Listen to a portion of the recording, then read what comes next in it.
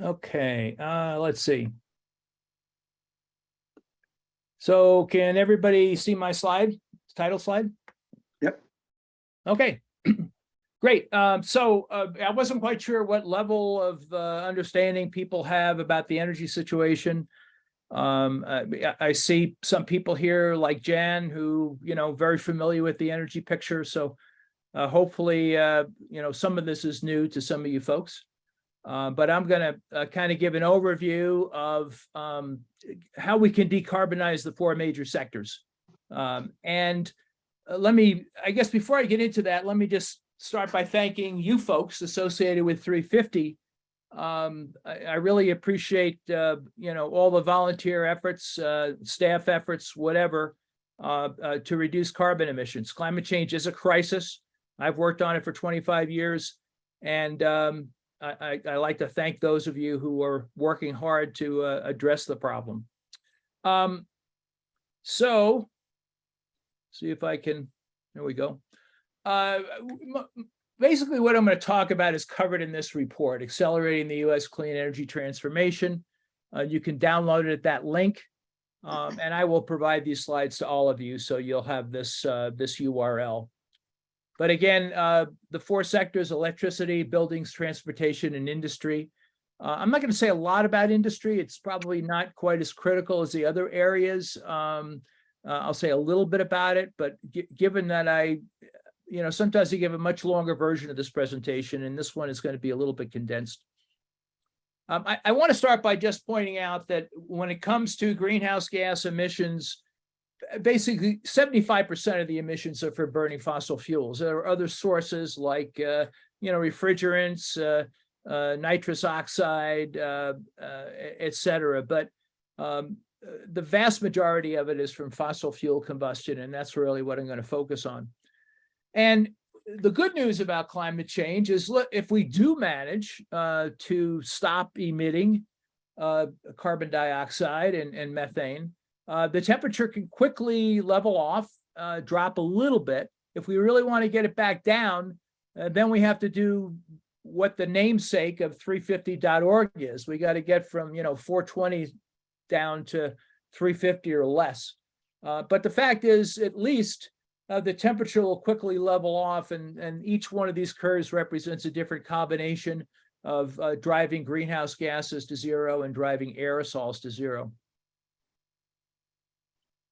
All right, so look, there's no secret here. The number one thing we have to do is stop burning coal, oil, and natural gas. Easier said than done. There's the fossil fuel industry is enormous. They spend a lot of money, I mean, billions and billions of dollars, convincing us why getting off coal, oil, and gas is a bad idea, why EVs are dirty, you name it. And so we're up against a very big disinformation campaign that's gone on for decades. So it's a challenge. We're talking about climate change here, but I do want to point out that when you look at the damage from air pollution, it's enormous. This was a study that concluded it costs $8 billion per day. It costs to the US about $600 billion a year, causes about 250,000 premature deaths a year. So as we get off fossil fuels, we not only address the climate change problem, we also address the air pollution problem. So the nice thing is, I think we've had a real convergence of what needs to be done. Energy efficiency is still important. We're going to have to electrify, and the better job we do of deploying energy efficiency, the less we have to expand our electric grids. We have to convert the electric grids to wind and solar. They're now the cheapest sources of electricity. I'll get into that. Take advantage of that by electrifying everything that we can. And then, as we'll see, the challenge with electric grids, of course, is that wind and solar are variable sources of electricity, and there are various ways that we actions we need to take to firm them. All right, so going through these solutions by sector, if you look at the electricity sector, look, this is the huge driver, and these are results from Lazard, simplified here a little bit by just showing a change over a decade. But what you can see here is, nuclear has gone up in cost. These are dollars per megawatt hour. These are levelized costs of electricity. And so they take into account fuel costs, O&M costs, everything is brought back to a present value. So these are LCOEs, levelized costs of energy or electricity. But the big thing you see here is the blue line is wind, onshore wind, and the red line is solar photovoltaics. Photovoltaic panels, of course, convert solar energy directly to electricity. Enormous drops. We're talking 89% drop in solar, a 70% drop in wind over a 10-year period. That's really what's driving this energy transition. It's this enormous decreases in these costs, and that's really good news, of course.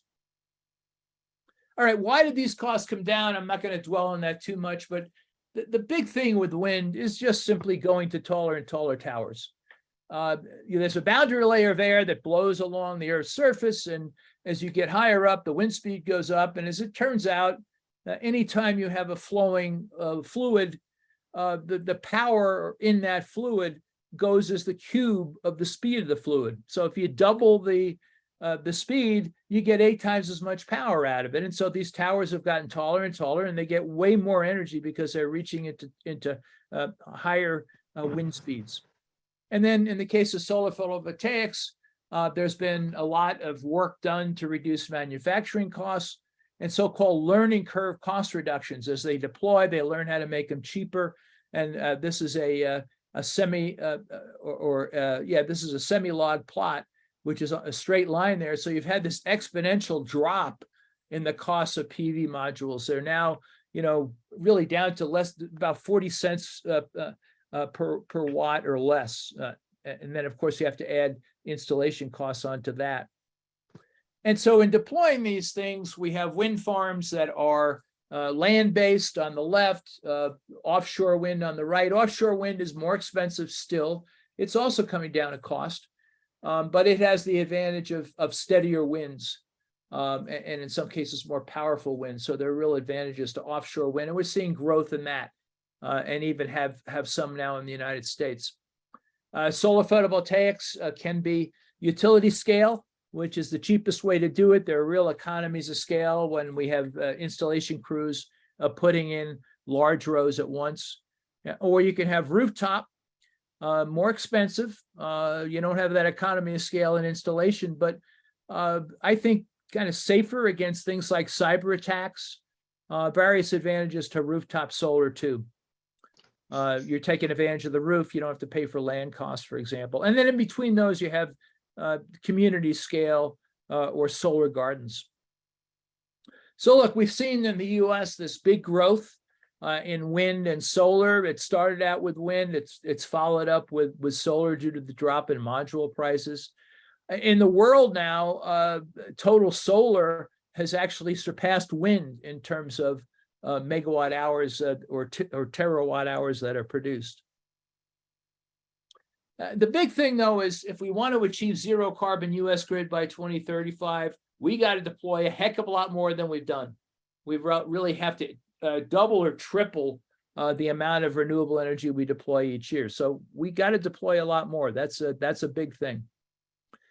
So I include this graph just to show you as fast as the costs of wind and solar have dropped, battery costs have dropped even faster. And storage is, of course, one of the things we need to firm these variable sources.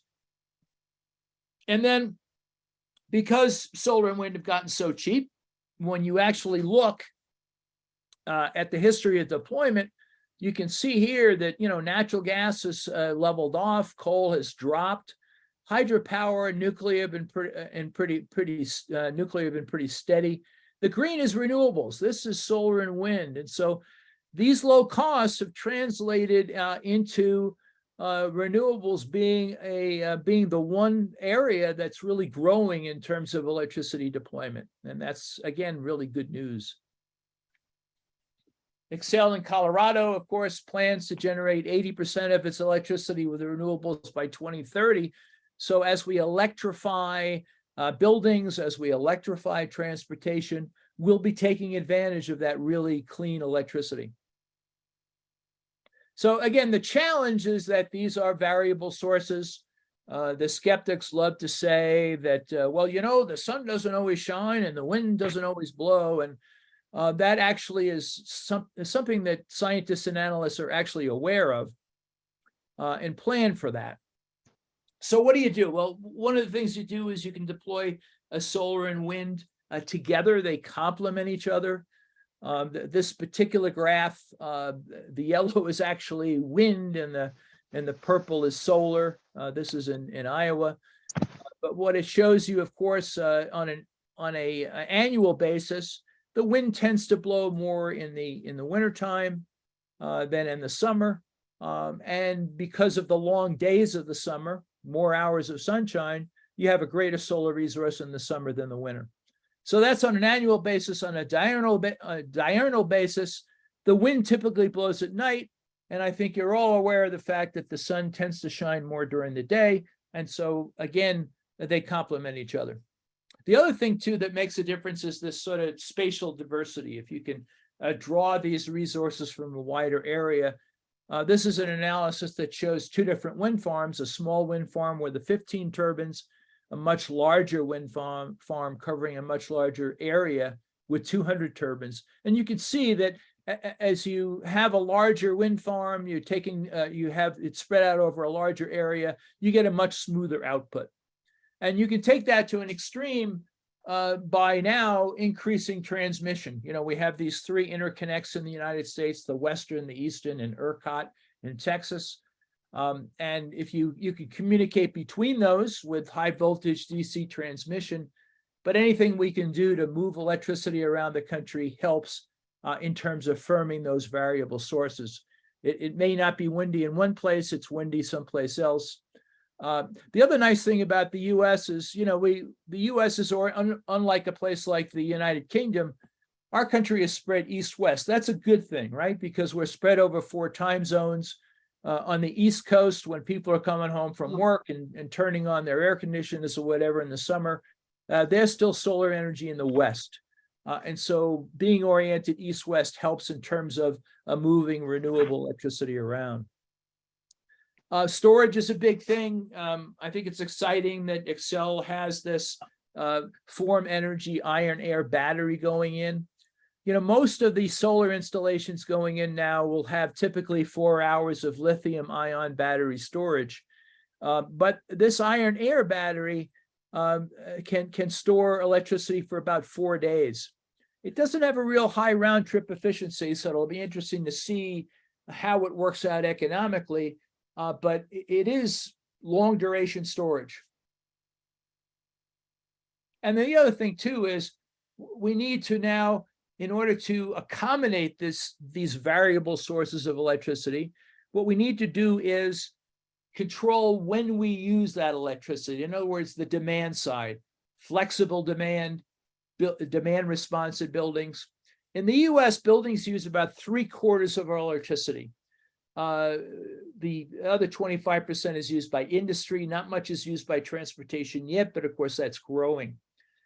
So at NREL, the National Renewable Energy Laboratory, there's this energy systems integration facility, and that's really devoted to figuring out how do we basically integrate renewables into the electric grid. On the lower right there, there's what's called the Systems Performance Lab. They have reproduced 3 different homes in there. This is just one of them with various appliances, an electric vehicle, et cetera. So look at controlling the loads to match the supply. And I'm guessing most of you have probably heard the duck curve. This was a concept that came out of the California independent system operator back around 2012.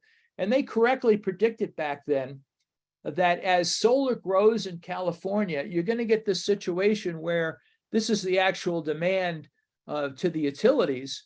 And as solar grows, the net load that needs to be supplied outside the solar drops. And so you can even wind up with overproduction or curtailment.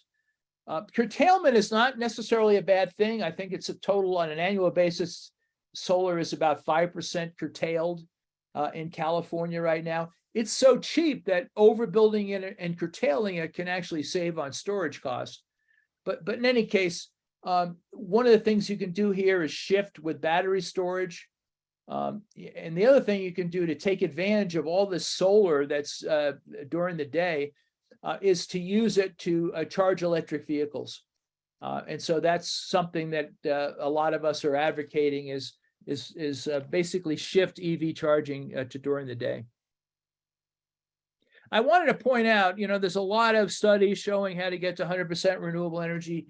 South Australia has done a pretty good job with that. This is the, and let me see, I'm having trouble seeing I think this is 2022. I can't see the top here because I have one of these bars in my way from Zoom. Yeah. This is December 2022. And you can see that that week in December was basically 100% renewables. Now, of course, this is the Southern Hemisphere. And so this is their summer. It's easier in the summer. But even in the winter, they have a lot of days where there's 60% or more from solar and wind. So in this graphic, green is wind, yellow is solar. Unlike the US, where we're dominated by utility scale solar, South Australia is dominated by rooftop solar. They had a big program to incentivize rooftop solar. So the dark yellow here is rooftop solar, and the light yellow is utility scale solar. But anyway, you can see they're very successfully getting very high percentages of renewable energy. And then I just wanted to mention the infrastructure bill has quite a bit of money aimed at improving things for integrating renewables, expanding transmission, two-way smart grid upgrades, and promoting that demand response that I was talking about. All right, in the building sector, look, the key here is we need to electrify buildings. There's a lot of natural gas that gets burned to heat buildings.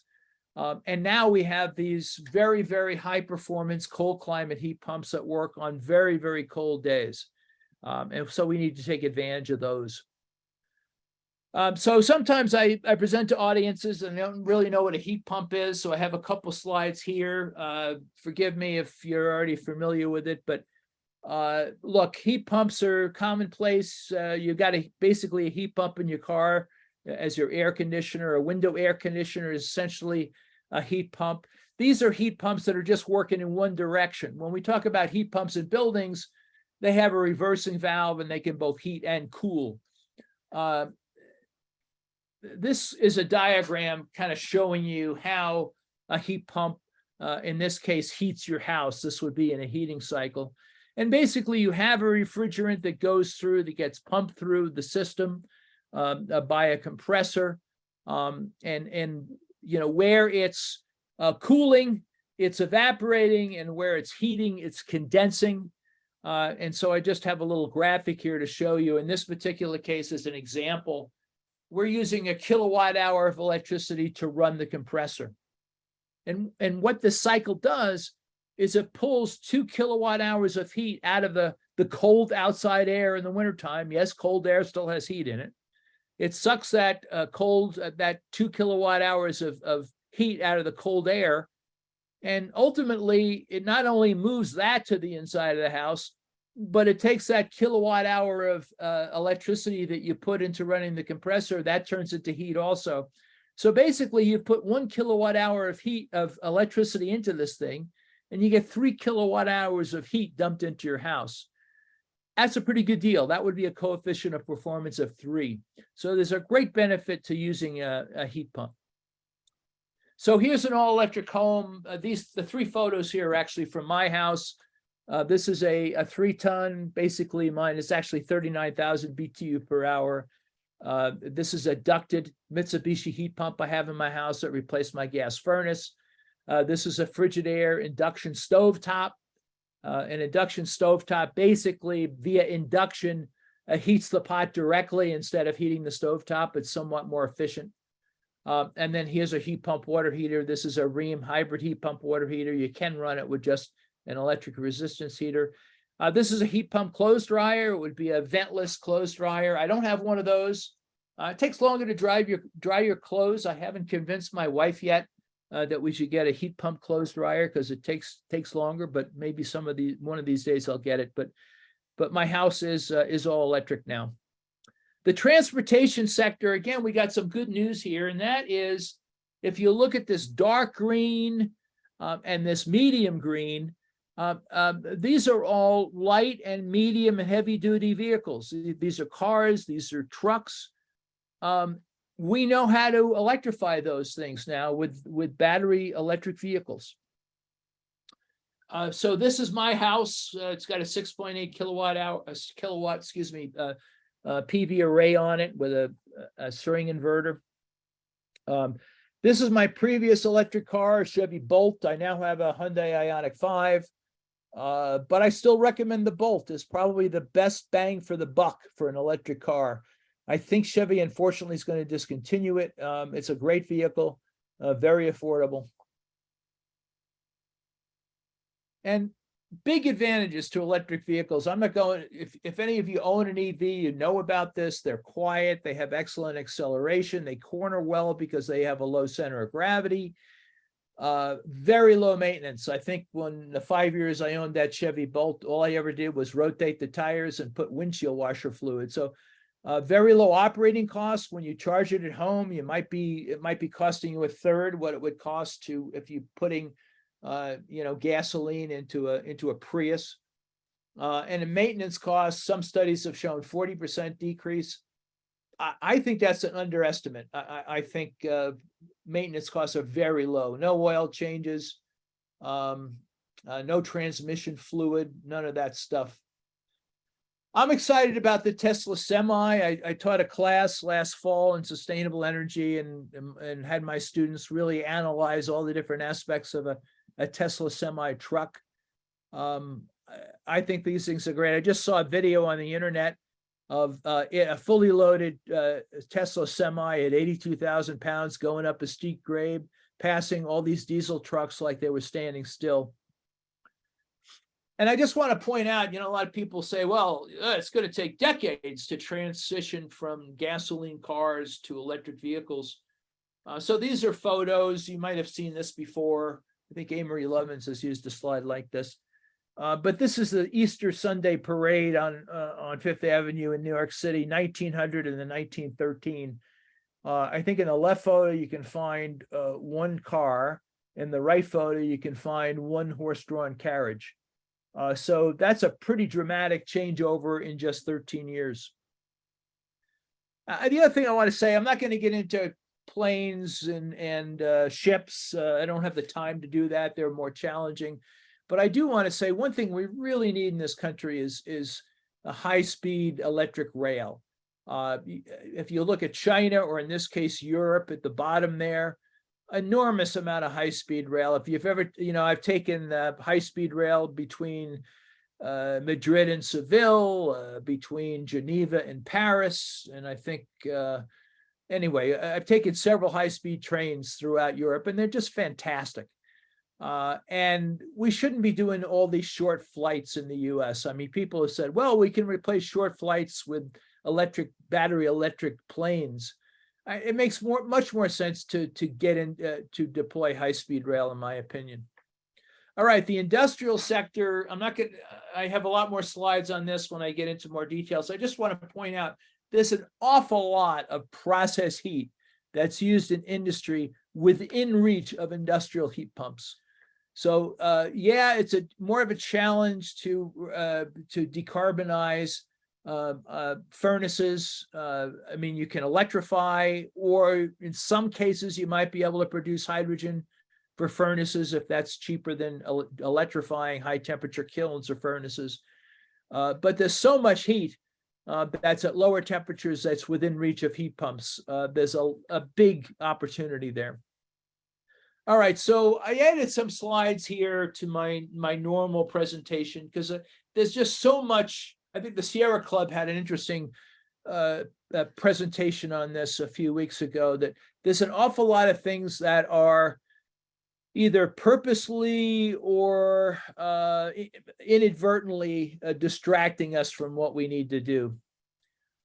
So, carbon offsets is one, the idea that you pay for something, somebody plants trees, and you pay for that, and you get that carbon offset for your flight or something. These generally don't hold up under scrutiny very well. I think John Oliver did a good job of covering this. The issue is additionality. How do you really prove this thing wouldn't have been done anyway? So beware of offsets. Hydrogen, there are some uses of hydrogen. I'll talk about that in a little bit. But man, I mean, this has really been oversold. This is one one article I found. Hydrogen is big oil's last grand scam. They're really looking for how do they stay in business, and they say, well, look, we can move hydrogen around, and we can produce blue hydrogen where we capture and sequester the carbon from steam methane reforming, which is the way in this country most hydrogen is produced. So anyway, this Frank Creeth is a guy that hired me at NREL, then the Solar Energy Research, back in 1978. And he and a fellow friend of mine, these men have both deceased, but brilliant professors at CU. This was in response. This is a 2004 article. And this is a response to the George W. Bush administration pushing for hydrogen fuel cell vehicles. Fallacies of a hydrogen economy. This is a quote from that. Electric vehicles using batteries to store electricity are shown to be more efficient and less polluting than fuel cell powered vehicles using energy stored in hydrogen. Now, I think this was 2004, right? Long before we had the Nissan Leaf or any real pure electric vehicle. And then this is an article, July 14th. So this is just a few days old. I highly recommend it. It's in Foreign Policy. Hydrogen is a future or a complete mirage. And a lot of it article is based on the point of view that industry, fossil fuel industry, is really overselling hydrogen. This was, a lot of the people that have been pushing hydrogen fuel cell cars have said, well, yeah, but maybe we don't need them for cars, but we still need them for trucks. Well, no, we don't. This is a paper about a year old, maybe a year and a half old, that came out of the Fraunhofer Institute in Germany that said, look, it's hydrogen. We probably don't even need it for trucks. And I think that Tesla Semi is a good example of that. And here's why. And if you look at the top, there's a battery electric truck. On the bottom, there's a fuel cell electric truck. And you'll look at what percent of electricity that you start with. Of course, when you produce hydrogen, you use renewable electricity. If it's green hydrogen, via electrolysis, you electrolyze water to produce hydrogen. And so, look, in the case of that Tesla Semi, 75% of the electricity you start with winds up getting to the wheels. If you have a fuel cell truck, about 25%. There's really no comparison. Same thing, we're seeing Excel right now. There was an article, I think it was on CPR, but there was an article about Excel now having a test community. They want to continue to sell natural gas. Well, they're going to mix it with hydrogen. You can't mix too much hydrogen into natural gas. The pipes can't take it. But this shows you, even if you're using 100% green hydrogen, compared to using that electricity to run heat pumps, there's just no comparison in terms of efficiency. But again, I think gas utilities want to keep selling gas. Fossil fuel companies still want to stay in the business of moving fuels around. And so you're seeing stuff that doesn't make sense getting sold. This guy, Lee Breich, has been publishing a lot of stuff on hydrogen. This is his hydrogen ladder that's gotten pretty popular, but it shows you what makes sense and what doesn't. And there really isn't too much stuff that makes sense. You can see here, and you'll get these slides. I know it's hard to read, get into this detail now, but the stuff on the top makes sense. The stuff down here doesn't make sense. And you can see, for example, producing ammonia for fertilizer. Well, we currently produce a lot of hydrogen from steam methane reforming. We got to replace that dirty hydrogen with clean hydrogen. So that makes sense. And in fact, in the world, there's about 70 million tons a year of hydrogen that's produced from either steam methane reforming or coal. And we need to replace that with green hydrogen. So that makes sense. And maybe there might be some other applications, for example, reducing iron ore to pure iron before it goes to an electric arc furnace. Maybe there could be an application for long-term grid storage. We'll see. But so much of the stuff for hydrogen is being hyped. Carbon capture and storage, I'm not going to get into all that other than to point out that if you're trying to take carbon dioxide out of the air with direct air capture, it's a trace gas, right? It's 420 parts per million. It's 0.04%. That's a very diluted thing. You got to move huge quantities of air. And then once you capture it into a sorbent, well, guess what? The sorbent captures the CO2 because the CO2 wants to be in the sorbent. It doesn't want to be out of the sorbent. You got to put probably three or four times as much energy that you use to run the fans to bake that CO2 back out of the sorbent. Unbelievably high amount of energy needed to run direct air capture. Nuclear power, I recently gave a presentation to Pueblo. They're under pressure down there to maybe replace the Comanche 3 coal power plant with nuclear. This shows you the levelized costs. These are dollars per megawatt hour. Divide by 10 and you get cents per kilowatt hour. But this shows you these are the 4 different regional transmission organizations in the US. And so you can see here, for example, if we take the closest one to us, which is the Southern Power District here, you can see it's like 6 cents or 5 cents a kilowatt hour, even when you include the costs of firming that electricity. If you look at the newest nuclear power plant coming online is Vogtle, it's 22 cents a kilowatt hour. There's just no comparison in terms of cost. Most of these nuclear power plants on average cost about 8.3 years to build, whereas you can build wind farm in about 6 months, solar, central solar in about a year. Think of all the carbon savings you avoid if you build renewables with battery storage instead of nuclear. And then the last thing, geothermal power, some people are pushing that. In places it makes sense. This is where you have hot resources near the surface, okay? Colorado's not one of those states.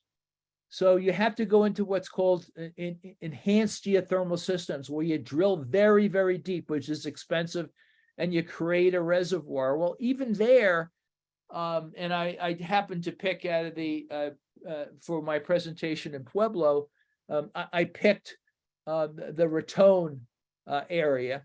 And if you look at bottom hole temperatures there, and you're going down here, you know, over 2,000 meters, and you're getting bottom hole temperatures on the order of 120 degrees Celsius or about 250 degrees Fahrenheit. If you run a power cycle with water at that low a temperature, you have very low power cycle efficiencies. Instead of, you know, getting like 35% efficiency out of a steam power plant, you're getting maybe 10% efficiency.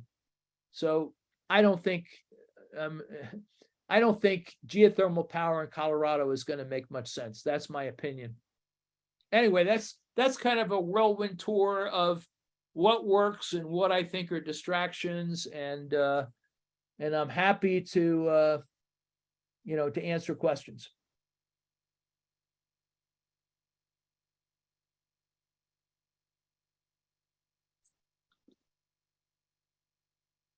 Thank you so much, Chuck. That was Sure. so much information. We have a couple questions in the chat we could start with.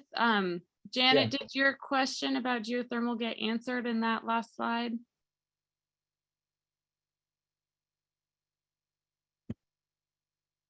It looks like it may have. Some speakers can read chats as they're speaking. I don't know how they do that, but I'm not one of those people. So maybe you can ask your question, or if you want, I can open the chat and try to answer them. No, there. I have geothermal in my 1 acre lake. Yeah. And it works great. Okay, so let me explain here. I was talking about geothermal power, okay? It's unfortunate, and I managed the geothermal power program at NREL for several years, so this is something I'm pretty familiar with. And from the buildings area, I'm very familiar with geothermal heat pumps. I don't like the term geothermal heat pumps. It was the reason people came up with that name. It was a way for the heat pump industry to get money out of the Department of Energy geothermal power program. To me, these are really what are called ground coupled, or in your case, a lake coupled heat pump. It doesn't have anything to do with the typical geothermal resource of magma bringing heat up from the depths, which is what you need for power production. And so lakes can be used much more commonly. You have wells. I just visited a ground coupled heat pump system at Colorado Mesa University in Grand Junction, which works very well. Yes, ground coupled or geo exchange or geothermal heat pumps work very well. The reason I have a Mitsubishi air-to-air heat pump on my house is if you retrofit wells in an existing home, it's very expensive. Now, if you're excavating a new development, putting in wells is much more cost effective. And the advantage, of course, of a ground coupled heat pump system is that when you get down into the ground, the average ground temperature is somewhere between that cold winter air temperature and the hot summer air temperature. So it's better for heating in the summer, and it's better, better for heating in the winter and better for cooling in the summer. You get much higher coefficients of performance, but it is more expensive. I know someone that just retrofitted their home with a ground coupled heat pump system. It was $35,000. My heat pump system, air to air heat pump system, was around $15,000. Thank you for bringing that up. It's important to understand the difference between geothermal heat pumps and geothermal power production. Okay. Great. Julia asked, can you give your opinion of carbon capture from the ocean? Read something recently, more CO2 density than atmospheric CO2 replaces on the ocean sink.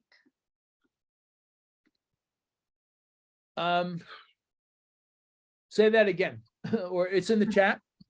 It's in the chat, and Julia, maybe you would. Maybe you can amplify on it. Yeah, I can. Well, I mean, I read an article and I just skimmed through it and I don't remember much, but the idea was that that there's a lot more carbon density in the ocean, and if you sequester that carbon, then it sort of opens up the ocean sink for more atmospheric carbon to go in there. But it would be lower cost and everything because there's just more carbon per whatever unit of size. I'd be interested in reading an article about that, but I mean, that's kind of outside my area of expertise. I'm sorry, I can't really answer that question. I know there have been, there are efforts looking at that, but, I'd have to get better versed on it myself.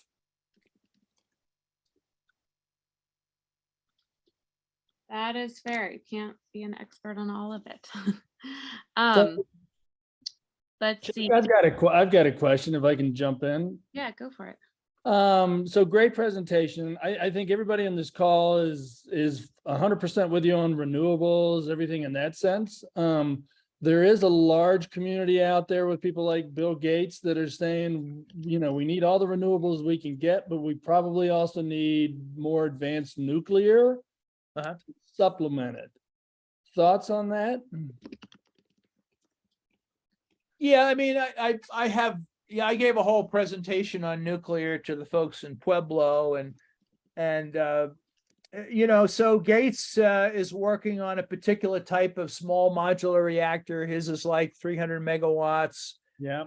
New Scale has, got some sort of license approval from the Nuclear Regulatory Commission for their light water reactor. Gates's reactor is a sodium cooled fast reactor. It actually produces plutonium fuel. We don't reprocess any fuel in the United States. That would be a big change for us. Look, there's a couple issues with small modular reactors.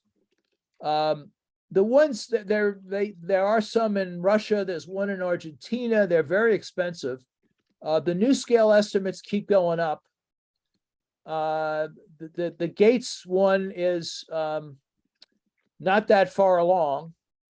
I think a sodium cooled reactor is challenging, a fast reactor is challenging. My master's was in nuclear engineering, so I could probably get into more detail about these reactors than you care to hear about. But here's my feeling. Two things about the small modular reactors. One, they'll be hurt by economy of scale. So the two Vogtle reactors that are being completed in Georgia, Vogels 3 and 4, are Westinghouse AP1000s. They're basically 1,100 megawatt reactors. And, as part of my career, I did modeling of processes and power plants. And when you model, and any nuclear power plant needs a power block. It needs the steam turbine. It needs the air or water cooled condensers. It needs the pumps. When you model those things, you generally model them. There's a rule called the 6/10 rule. And you model them as the cost of the unit varies with the size to the 0.6 power. Now, there's actually a list of different things. Some of them are 0.5, some of them are 0.7, but on average about 0.6. What that means is the bigger it is, the cheaper it is. And the smaller it is, the more expensive it is. So we already have, if you look at, I think I showed you that one thing showing how expensive the Vogtle plants are. Yeah. You're talking, instead of 4 to 5 cents a kilowatt hour for wind and solar, you're talking about 16, 17 cents a kilowatt hour for nuclear, or higher in the case of Vogtle. I see small modular reactors being more expensive than that because of their poor economy of scale. Okay. Yeah. And the other problem is, again, how long is it going to take to get these things ready? I mean, they're not building them yet. The ones that they know how to build take on average 8 years to build. Vogels have taken 11 years to build. So how long will it take to build these SMRs? And while they're building them, that money could be spent on saving carbon emissions with wind, solar, and batteries. And the other thing too is nuclear plants generally are baseload plants. They run 24 hours a day. They're so expensive that to pay off their debt, utilities don't want to throttle them down. They want to get every kilowatt hour they can out of them, so they run them flat out. There are maintenance cost issues like they've seen in France when they do try to throttle them. So they're not load following. And in California right now, they're on summer days, they have so much solar, they have to curtail it. If you have a bunch of baseload nuclears that you can't turn down, you have to curtail even more solar. So baseload plants, they were great for the 19th and 20th centuries. They don't really fit into a grid that's based on variable solar and wind. So just quickly, those are some of the concerns I have about nuclear. Got it. Very helpful. Thank you. Sure. Thank you. Looks like Jan and Dave both have their hands up, so we'll do Jan and then Dave. Hi, Chuck. Thanks so much for this presentation, Sure. as always. I'm going to date us both, and Don't do that, Jan. yeah, I'm going to be Ed McMahon and hand Karnak the Magnificent the envelope, and I want you to divine the answer.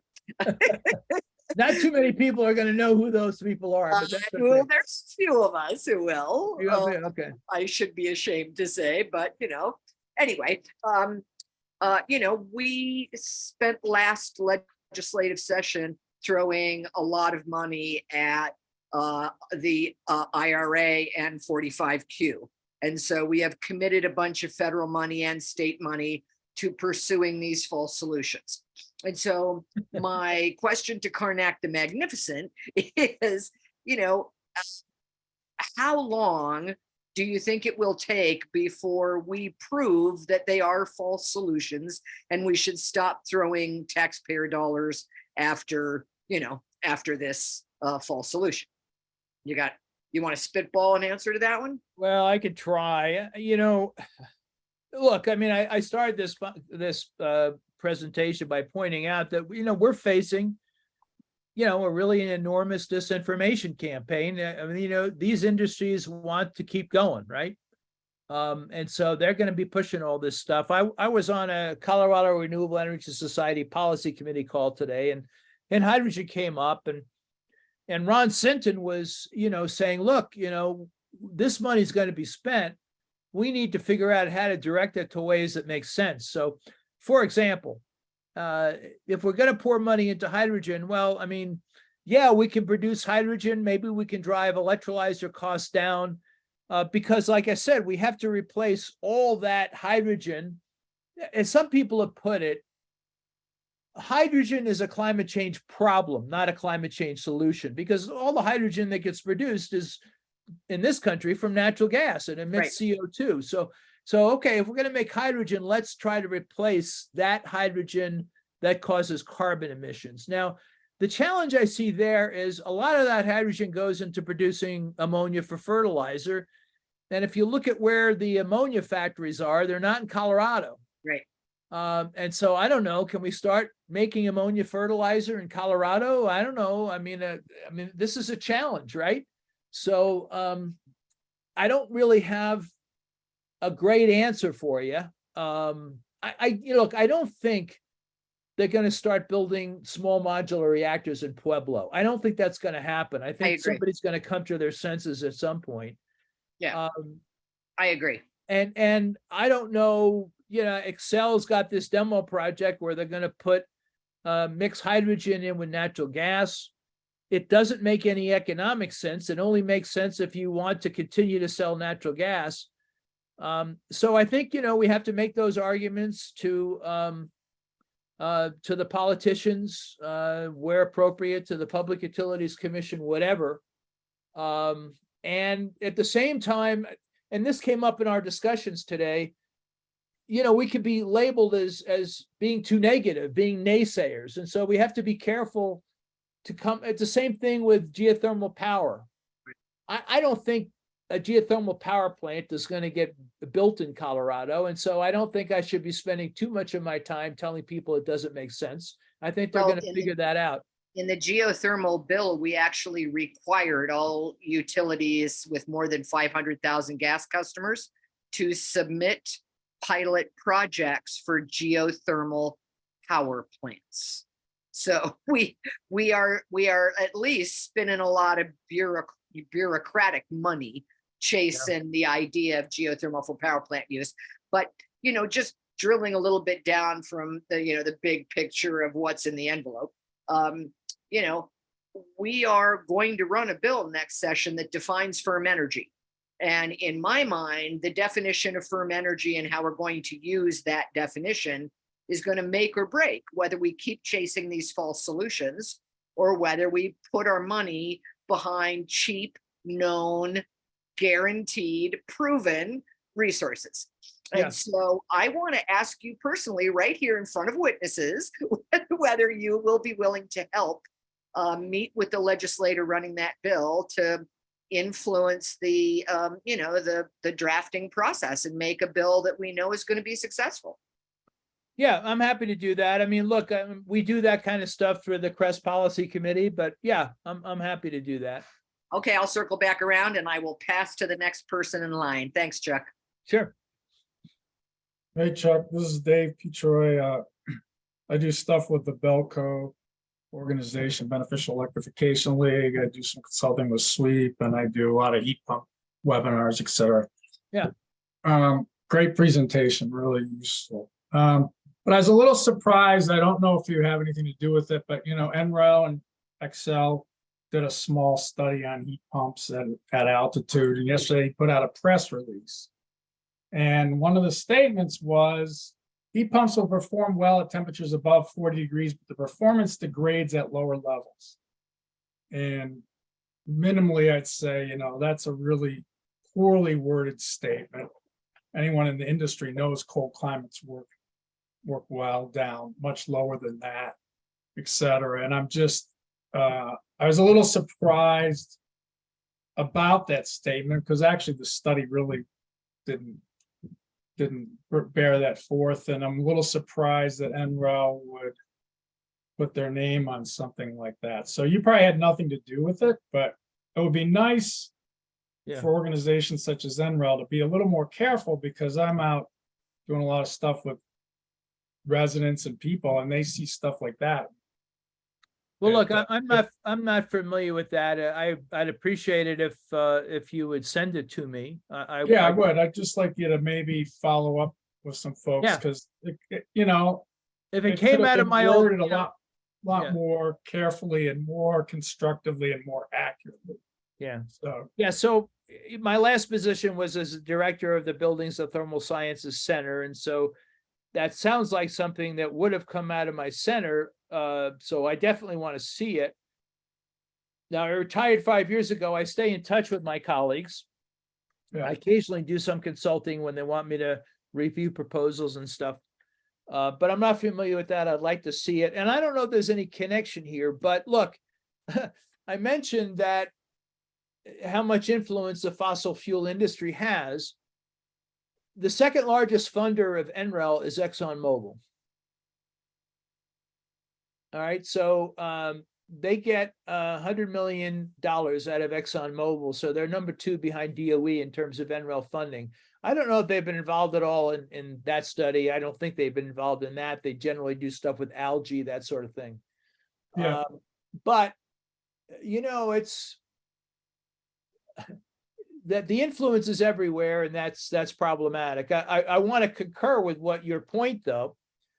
So we had 2 days in a row in Golden this past winter where it hit 15 below. And I've got a 3-ton Mitsubishi air-to-air heat pump. It's ducted. And I have a 10 kilowatt auxiliary heater with a disconnect switch on it. I've never turned on that disconnect switch, and it kept our house at 69 degrees or so through both those days where it hit 15 below zero. And so, yeah, it worked really well. Obviously, its coefficient performance was probably not much greater than 1 at that point. I'm not exactly sure. So yes, its performance degrades, but it worked great. So you're right. Cold climate heat pumps work very well. yeah, I'll send it over. I just was surprised the wording, because I even know some folks in Excel and that, they're not really against heat pumps at all. I mean, they have some thoughts about way low temps, but so it's just that kind of statement makes our job a lot harder. I'll send it over to you. I mean, I think there's 2 things we need to do to electrify buildings with heat pumps. We need to lower the cost of heat pump installations. I think they're too high. And I think as we get more and more, there'll be more competition. There'll be learning curve cost reductions, et cetera. So I think we'll see that come down. And the other thing too is that, it comes down when you compare it to a gas furnace, it comes down to the ratio of electricity cost to natural gas cost. And natural gas can be very, very cheap. Right. And I worry sometimes that if we tell people, oh, put in a heat pump and your heating bills will drop. Well, if gas is cheap enough and Excel is selling electricity at the retail rate of 15 or 16 cents a kilowatt hour, their bill isn't necessarily going to drop with really cheap natural gas. And so I think we're going to need some incentives to get buildings electrified. Yeah, I mean, you're right about that. I mean, I basically say it used to be heat pumps were a lot more expensive, but now they're so much better that your bill is on par with natural gas. one way or the other, but you also, have a better way to respond and more efficient. So I think people kind of understand that, but not over promising that is important. All right, well, thanks. Sure. Yeah, thanks for getting heat pumps out there. We need more of them.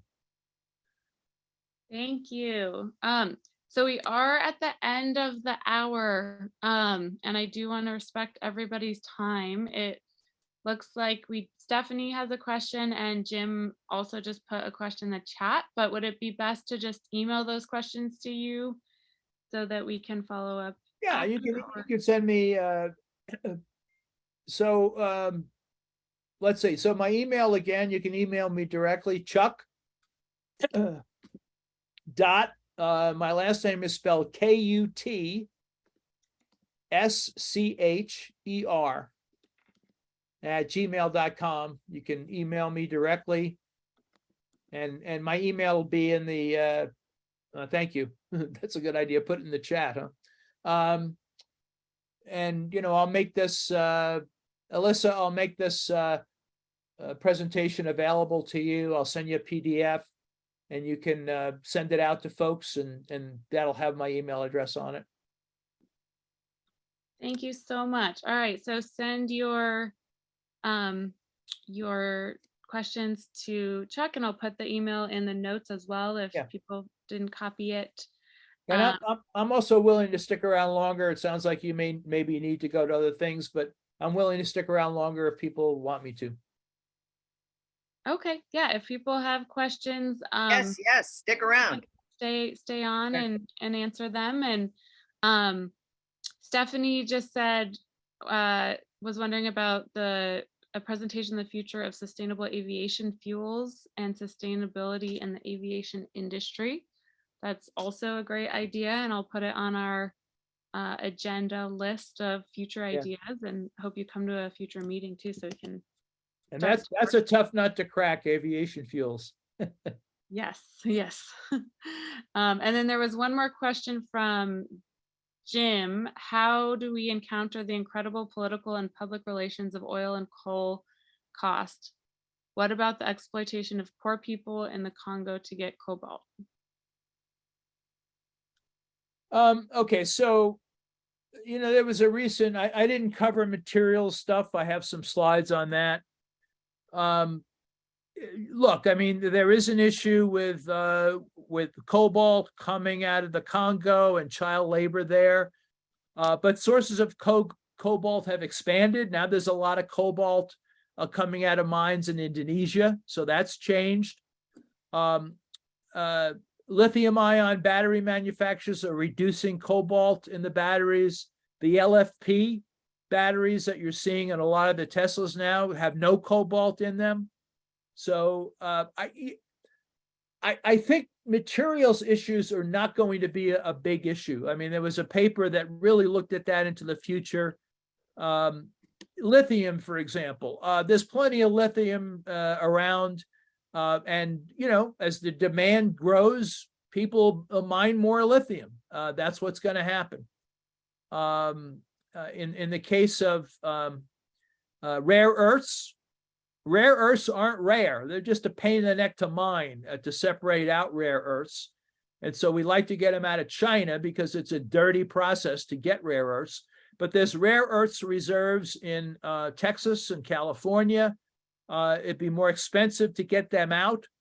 But if you look at the amount of neodymium in a Tesla motor, it's not that much. Maybe it's $150 worth of it, and maybe it'll go up to $200 or something when we mine it in this country.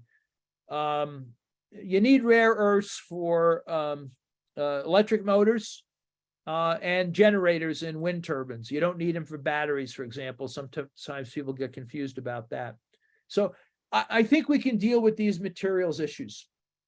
And the other issue that comes up is recycling. We're going to have to do a better job of recycling stuff. There's efforts to make wind turbine blades recyclable. Europe has done a good job with recycling PV panels. It's not a big issue in this country yet. Most panels last 25 years, and the bulk of of panels have been installed in the last 10 years. Anyway, I think we can handle the materials issues. I don't think in any way it's a showstopper for expanding wind, solar, and batteries.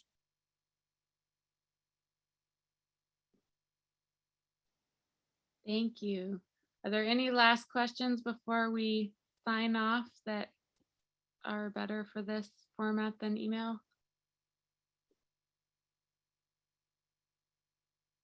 All right, well, oh, Stephanie? Oh, I was just going to say thanks so much. This was fantastic.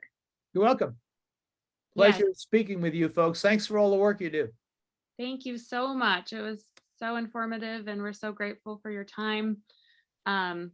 And we will all be in touch. This presentation will be posted on 350's YouTube if anyone wants to revisit it as well. And I'll send you the slides as well so people can skim through them and I have to watch through the whole video. Awesome. All right, take care. Thanks for having me. Keep up the Thanks, good Jack. work. All right, bye-bye. Bye. Thanks, Chuck. Welcome.